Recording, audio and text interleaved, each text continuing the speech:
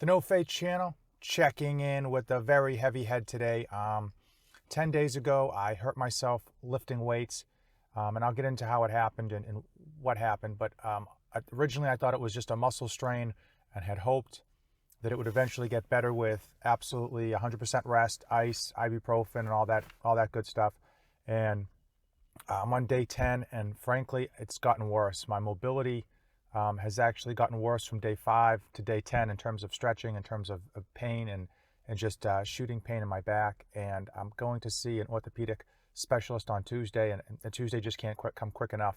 I'm pretty nervous about what it could be because originally I thought it was a strain, but the fact that it hasn't gotten better with rest and ibuprofen and ice is telling me that it's going to be something more serious.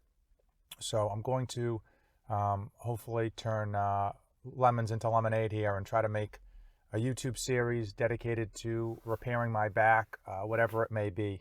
And hopefully it will do two things.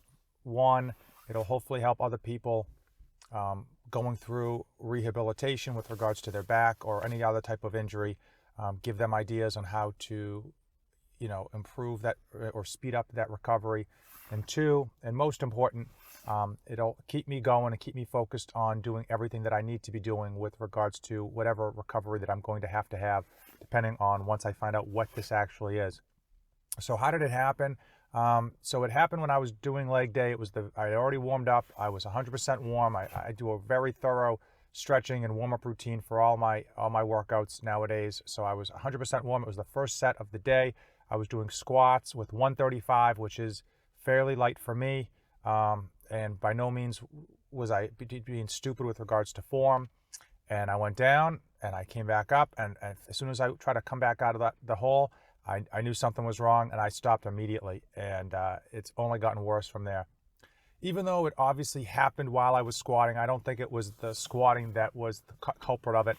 Obviously, the weight was very light for me. I have a feeling this was something that was building up over a long period of time that I just didn't recognize as an issue. I didn't recognize any of the symptoms of potential back problems, and I was it was just waiting to happen. So this was just a straw that broke the camel's back. Obviously, as someone who likes to work out and likes to lift, this is very frustrating, but on another level, someone who has to take care of 2 very active children along with my wife, it's even more frustrating because the stuff that I can't do, she has to do, and was already doing quite a lot with the children, and now she's essentially just doing everything with the children for the most part. At the end of this video, I will go over what was discussed and determined and hopefully found out at the specialist appointment on Tuesday, and discuss what the plan of attack is going to be going forward.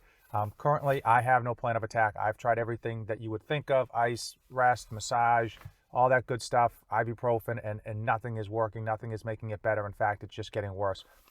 My hope for this series is going to be just to bring you along as I try to not only fix whatever this problem is, but make sure that it is fixed permanently, so that it's not just something that's a temporary fix where, every 6 months or a year it acts up again and then I'm out for 2 or 3 weeks. So hopefully, if you have back pain, if you have an injury that you're rehabbing, hey, hit that subscribe button, and hopefully I can shed some useful information upon you. And maybe you can drop some comments down below regarding useful tips, pieces of advice, exercises, or what have you that you have found useful to fix your back pain if you have back pain. Hey, I'll take anything at this point, so drop them in the comments below, hit that subscribe button, and let's see what the specialist had to say.